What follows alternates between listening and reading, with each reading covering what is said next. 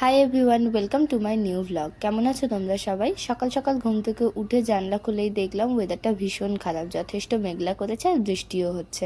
তাই ঝটপট ঘর গুছিয়ে বিছানাপত্র গুছিয়ে রেখে চলে গেলাম। আজ যেহেতু অমাবস্যা, তাই বাবা বলেছিল বাড়িতে আজ যা কিছু রান্না বান্না হবে সব কিছুই যেন নিরামিষ রান্না করি। তাই সকাল সকাল উঠে আমি রান্না বসিয়ে দিয়েছিলাম। তার কারণ আমরা যেমন আমিষ রান্না হলে একটা কিংবা দুটো পদ দিয়ে ভাত খেয়ে ফেলতে পারি, কিন্তু নিরামিষ রান্না হলে আমার যেন মনে হয় একটু বেশি তরকারি না হলে বোধহয় খাওয়া দাওয়াটা ঠিকভাবে হয় না। সেই কারণে আমি আজকে বেশ সকাল সকাল উঠে রান্না বসিয়ে দিয়েছিলাম। আজকের মেনুতে ছিল ভাত, মুগের ডাল, ঢ্যাঁড়স আলু ভাজা, পটলের দিয়ে একটা আলু দিয়ে নিরামিষ তরকারি, আর সাথে একটু বেগুনও ভেজেছিলাম।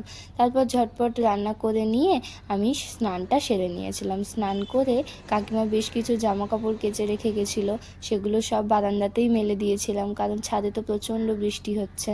তারপর ঠাকুর ঘরে গিয়ে দেখলাম বাবা পুজো দিয়ে আমি ঠাকুরের কাছে একটু প্রণাম করে নিচে চলে এসেছিলাম। তারপরেই বসে পড়েছিলাম সবাই মিলে খেতে। আজকে কিন্তু নিরামিষ রান্নাবান্না করলেও খাওয়া দাওয়াটা দুপুরে বেশ জমে গেছে।